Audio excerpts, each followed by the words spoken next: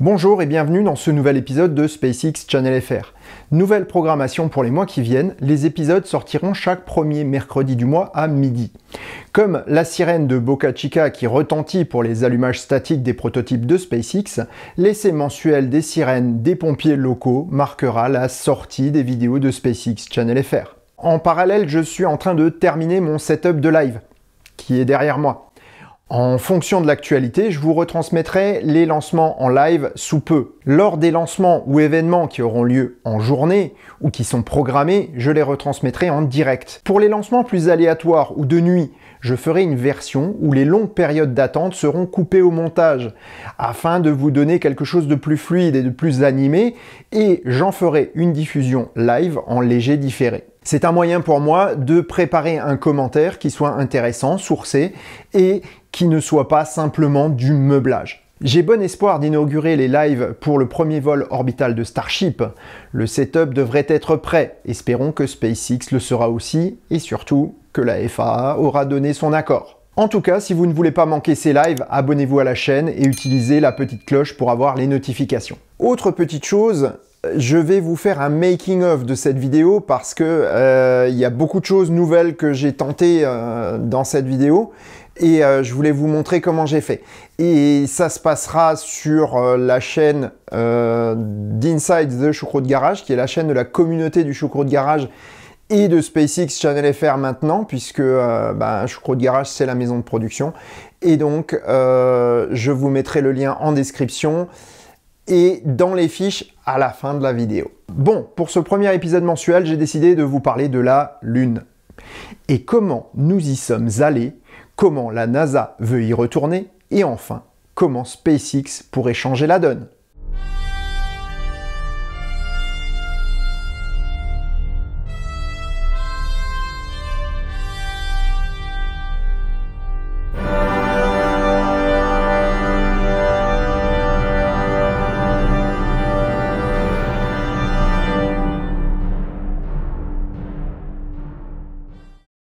Aujourd'hui, nous allons comparer le programme Apollo et la Saturne V, le programme Artemis, avec ses composants SLS, Orion, LOPG et HLS.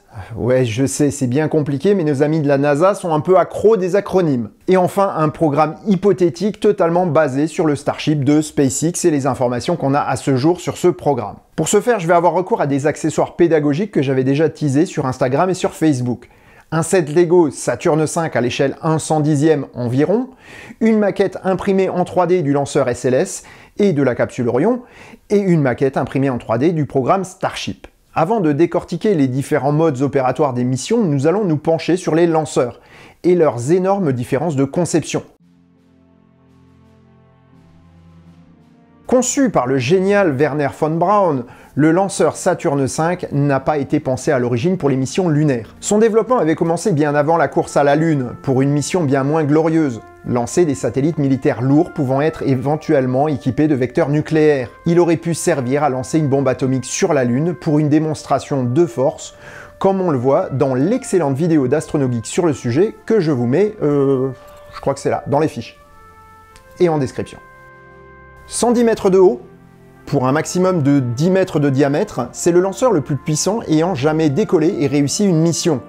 Pesant environ 3000 tonnes au décollage, le lanceur en lui-même comporte 3 étages. Le premier étage, destiné au décollage, est équipé de 5 moteurs à kérosène et oxygène liquide. Il va propulser le lanceur jusqu'à 67 km d'altitude. Il sera ensuite séparé de la fusée pour retomber en mer. Vient ensuite l'étage S2. Celui-ci dispose d'une architecture moteur assez similaire au premier étage, avec 5 moteurs. 4 sont disposés en carré et le 5e au centre. Ces moteurs n'ont pourtant rien à voir avec le F1 du premier étage. Ceux-ci brûlent en effet de l'hydrogène et de l'oxygène liquide, tous deux à très basse température, d'où le nom d'étage cryogénique. Il emmène sa charge utile à 185 km d'altitude, mais à une vélocité un peu inférieure à celle nécessaire à la mise en orbite. Ce choix permet de désorbiter facilement l'étage et de le faire brûler dans l'atmosphère. Les restes finissent comme le premier étage dans l'océan. Il ne reste donc que peu de déchets en orbite. Reste donc pour la mise en orbite le troisième étage, le S4B. Plus petit que les deux autres, il emporte un seul moteur J2 cryogénique identique à ceux qui équipent le second étage. Cet étage a pour fonction à la fois de réaliser la mise en orbite du train lunaire, puis, une orbite et demie plus tard, de propulser ce dernier sur une orbite de transfert Terre-Lune. Il est largué en route et finira sa vie à la surface de notre satellite naturel, soit en orbite solaire en fonction de la mission. Voilà pour le rôle de la Saturne V. Parlons maintenant du SLS. Le Space Launch System. Et oui, toujours aussi originaux les scientifiques du programme spatial américain, puisque Space Launch System veut dire système de lancement spatial. Donc le Space Launch System est très différent de la Saturne V sous bien des aspects. D'un point de vue esthétique, on voit tout de suite la différence. Son architecture doit pourtant plus à la politique qu'à l'ingénierie, ce qui ne fait pas pourtant de lui un lanceur au rabais, loin de là. À sa conception, le SLS prenait le relais du programme Constellation, qui avait été annulé faute de budget. La capsule Orion était bien avancée, autant l'utiliser. Les équipes de la NASA se sont alors dit qu'elles pourraient recycler les pièces du programme navette spatiale pour contenir les coûts et accélérer le programme. Ainsi, le SLS est avant tout un corps de réservoir de navettes modifié. Il est équipé de 4 moteurs à hydrogène-oxygène liquide, eux aussi dérivés des navettes. Les boosters à carburant solide placés sur les flancs sont bien entendu ceux de la navette spatiale modifiée pour une poussée plus longue et plus puissante. Enfin, dans sa version qui nous intéresse, le second étage, plus petit, vient surplomber l'ensemble. Celui-ci est dérivé... non, raté. Du second étage du lanceur Delta IV. Pourtant, comme la Saturne V, et contrairement à la navette spatiale ayant fait don de ses organes, aucune pièce du lanceur ne sera récupérée ou réutilisée. Les boosters et le corps central finiront dans l'océan, avec un vol propulsé jusqu'à 57 km d'altitude. Le second étage finira comme le S4B, en orbite solaire. Il reste à présenter le Starship et son compagnon Super Heavy. Comme la Saturne V, le design du lanceur de SpaceX est totalement nouveau. Pourtant, il n'est pas un lanceur spécialisé comme ses deux cousins développés par la NASA. Ce système de lancement doit pouvoir réaliser un nombre incalculable de missions différentes tout en étant totalement réutilisable. C'est un monstre de 120 mètres et de 5200 tonnes qui devrait prendre son envol cette année ou l'année prochaine pour la première fois. S'il est le plus gros lanceur jamais construit, il pourra emporter 100 tonnes de charge utile en orbite basse, contre 140 pour la Saturne V. Nous verrons le pourquoi de la chose plus loin. 2 étages composent le système. Le premier étage, aussi appelé Booster ou Super Heavy, est un monstre cylindrique de 9 mètres de diamètre et 70 mètres de haut. Il est équipé d'une trentaine de moteurs Raptor fonctionnant avec du méthane et de l'oxygène liquide. Le Booster 4, actuellement en attente de son premier vol, en a 29, mais d'autres versions laissent présumer une configuration à 32 moteurs, voire 33 pour une prochaine version. Le booster termine sa phase propulsive dans les couches peu denses de l'atmosphère pour se séparer du Starship. Il redescend alors en vol plané, avant de rallumer ses moteurs pour être cueilli par la tour de lancement. Il sera alors vérifié et réutilisé.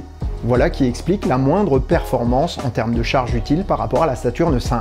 Le Starship continue son vol, avec 3 ou 6 moteurs Raptor optimisés pour un fonctionnement dans le vide, afin de délivrer sa charge utile. Lui aussi est totalement réutilisable, et en fonction de ses missions, pourra revenir sur Terre comme Super Heavy en vol plané, pour être saisi par les bras de la tour de lancement. Il sera alors replacé sur un booster et pourra redécoller. Passons aux missions et à leur déroulement. Le programme Apollo devait tout découvrir et tout inventer. En effet, lorsqu'il a été mis en place, les Américains n'avaient même pas encore envoyé d'humains dans l'espace. Les programmes Mercury et Gemini ont préparé le terrain et validé les technologies nécessaires à Apollo. La première phase du lancement était la mise en orbite. Tout ce qui était nécessaire à la mission lunaire se trouvait à bord de ce seul et même lanceur. En effet, la NASA a rempli la partie supérieure de la fusée comme un œuf. Profitant des capacités d'emport de la Saturne V, ce sont 3 éléments qui sont emportés vers la Lune. Le module de commande, la capsule destinée au vol aller-retour, et le module de service regroupant toutes les fonctions de propulsion et de maintien en vie de l'équipage. Et enfin, du module lunaire servant à se poser sur la Lune.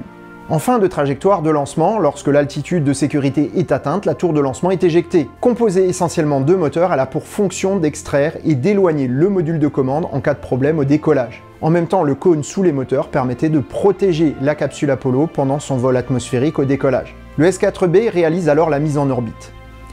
Tout l'ensemble est mis en attente jusqu'à être rallumé une orbite et demie plus tard pour injecter le train lunaire sur son orbite de transfert, comme je l'ai déjà dit tout à l'heure.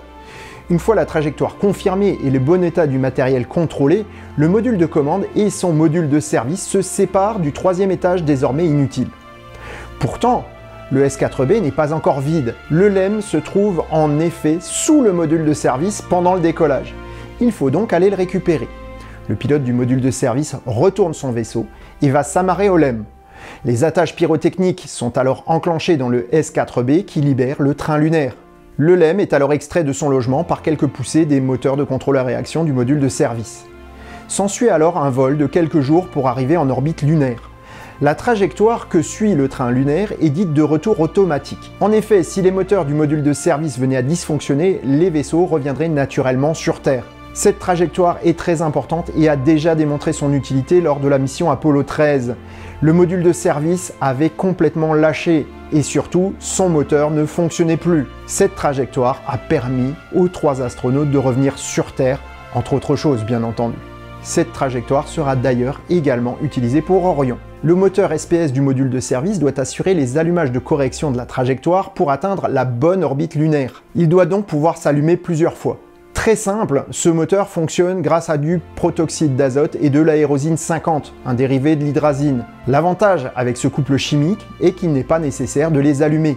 La combustion est spontanée sitôt que les deux éléments sont en contact. Lorsque le train lunaire arrive sur son orbite, le moteur SPS va circulariser l'orbite lunaire à 110 km d'altitude. 2 astronautes prennent alors place dans le LEM qui se détache du train lunaire. Le LEM va alors effectuer sa descente et se poser. Petite précision, ceci était vrai pour les missions Apollo 11 et 12. Par contre, pour les missions après Apollo 13, ça se passait un tout petit peu différemment. La précision des calculs de trajectoire a fait que seuls 5% du carburant nécessaire aux corrections avait été utilisé. Il a donc été décidé après Apollo 13 d'utiliser ce carburant en vue d'économiser celui du LEM. C'était bien l'ensemble du train lunaire qui descendait à 15 km d'altitude avant de larguer le LEM et le module de service et de commande remontait à l'altitude de 110 km, économisant ainsi le carburant très limité du LEM. Une fois sa mission au sol achevée, il est temps de remonter. Le LEM dispose de 2 moteurs, l'un sur l'étage de descente et l'autre directement sous la cabine de l'équipage. L'étage de descente sert de plateforme de lancement, tandis que le reste du LEM retourne s'amarrer au module de commande. Une fois les astronautes et leur cargaison de roches lunaires à bord du module de commande, le LEM est largué pour finir ses jours sur le sol de notre satellite. Le moteur SPS du module de service renvoie alors tout ce qui reste du train lunaire sur une trajectoire de retour vers la Terre. Ici, pas de mise en orbite possible, le carburant n'est tout simplement pas suffisant. Arrivant au voisinage de la Terre, le module de service est largué sur une trajectoire qui l'envoie brûler dans l'atmosphère au-dessus de l'océan. Le module de commande entre alors dans l'atmosphère où il est ralenti par la friction de l'air. Lorsque l'aérofreinage est terminé, les parachutes prennent le relais pour assurer un amérissage en toute sécurité à proximité d'une flotte de récupération militaire. Sacré périple, mais surtout, sacrée perte en cours de route. De ça, on ne récupère que ça. Et bien sûr, sa précieuse cargaison humaine. Artemis 3 devrait être la mission de retour de l'homme sur la Lune. Contrairement à Apollo, pas question de se reposer sur un seul et même lancement. Il y aura toute une phase préparatoire qui devra être terminée avant le lancement des astronautes à bord d'Orion. Tout d'abord, une petite station en orbite lunaire devra être construite. La LOPG, ou Lunar Orbital Platform Gateway, sera déjà en orbite lunaire avec des installations de support et de communication. L'atterrisseur lunaire HLS sera déjà sur place, en attente de son équipage. Le décollage se fera comme sur une navette spatiale, avec les 2 boosters à poudre qui vont aider dans la première phase du vol. Une fois largué, c'est l'étage central qui va propulser l'ensemble du lanceur. Une fois la combustion des ergols du premier étage terminée, l'ensemble du premier étage va finir dans les océans. Comme dans le cas des missions Apollo, le vaisseau Orion se mettra en orbite terrestre. Il déploiera ses panneaux solaires et, une fois tous les contrôles faits, sera injecté en orbite de transfert lunaire. Les manœuvres coûteuses en carburant pour récupérer le LEM n'ont plus lieu d'être avec Artemis, puisque l'atterrisseur lunaire attend déjà sur place. Celui-ci d'ailleurs est d'un type un peu spécial, puisque la NASA a fait le choix du Starship. C'est une version lunaire spéciale de l'engin géant de SpaceX qui a été choisi, et ce pour plusieurs raisons. En premier lieu, il est assez gros pour emporter tout ce qu'il faut pour une mission lunaire, sans avoir besoin de l'appui d'une station type LOPG. Cela permet de s'affranchir d'une telle construction, au moins pour la première mission lunaire Artemis 3. En second lieu, les capacités d'emport du gros vaisseau permettront de voir plus grand en ce qui concerne les objectifs de la mission. Et enfin, le coût et le fait que la machine soit réutilisable a bien entendu penché en faveur de la solution de SpaceX. Cette version dite Starship HLS sera dépourvue d'ailes ou de surface aérodynamique, puisqu'elle n'est pas destinée à revenir sur Terre. Il sera donc également dépourvu de moteur d'atterrissage terrestre. Il sera pourtant réutilisable en tant qu'atterrisseur lunaire pour les missions à venir. 2 astronautes seront transbordés à bord du Starship pour descendre sur le sol lunaire, tandis que les 2 autres attendront dans la capsule Orion. Lorsque la mission sera finie, le Starship sera laissé sur une orbite lunaire de parking et les 4 hommes reviendront sur Terre à bord d'Orion. Le bilan d'Artemis n'est guère plus glorieux que celui d'Apollo en ce qui concerne le matériel, mais c'est tout de même un peu mieux. On récupère Orion, qui est censé être réutilisable, et le Starship lunaire pourra reprendre du service. Reste le cas hypothétique d'une mission conduite exclusivement à l'aide du système Starship de SpaceX. Le premier lancement sera celui du Starship lunaire. Il va monter en orbite terrestre et attendra l'arrivée d'un second Starship chargé de le ravitailler. Ensuite, il prendra le chemin de la Lune. Une fois qu'il sera en orbite stable autour de notre satellite, il sera temps d'envoyer la suite. Un Starship ravitailleur sera envoyé en orbite terrestre, suivi du dernier vaisseau, celui qui emporte l'équipage. Un ravitaillement aura lieu en orbite terrestre avant l'injection en orbite de transfert Terre-Lune. Le crew Starship s'amarrera alors au Lunar Starship pour permettre à une partie de l'équipage de monter à bord. Une partie des astronautes descendrait alors sur la Lune, tandis que l'autre partie attendrait en orbite. À son retour, le Lunar Starship s'amarrerait de nouveau au crew Starship qui retrouverait son équipage complet. Le Lunar Starship sera alors parqué de nouveau en orbite lunaire. Pourtant, le retour d'une telle mission serait un peu différent des missions Apollo et Artemis. Alors que ces 2 architectures de mission reposent sur l'optimisation du carburant, celle de SpaceX repose sur la sécurité, la reproductibilité, mais aussi la réutilisation des vaisseaux. Or, un Starship ne survivrait pas à une rentrée atmosphérique directe. Il lui faut donc ralentir pour se mettre en orbite terrestre et ensuite revenir sur Terre. Voilà pourquoi le ravitaillement de début de mission est si important. Il est en effet crucial de disposer d'assez de carburant pour ralentir et se poser en fin de mission. Ici, tout le matériel est récupéré. Attention toutefois de ne pas se faire avoir par les impressions visuelles. Il ne faut surtout pas oublier que la grande majorité de la masse de toutes les missions que je viens de vous présenter est composée d'ergols, qui sont brûlés pendant la mission. Si une mission Apollo consomme son carburant, une Saturne V entière et son train lunaire, en termes de masse totale, c'est la solution la plus économique. En revanche, ce qui coûte le plus cher dans une telle mission à masse égale, ce sont bien les vaisseaux, moteurs et autres pièces de haute technologie. Avec Starship, SpaceX pourrait rendre les missions lunaires largement moins chères que par le passé et permettre d'installer une base permanente sur notre satellite. Avec les capacités d'emport du Starship, si on compare à un train lunaire Apollo, nul doute qu'on s'ouvre à toute une nouvelle gamme de possibilités en termes de charge utile. Vous trouvez pas?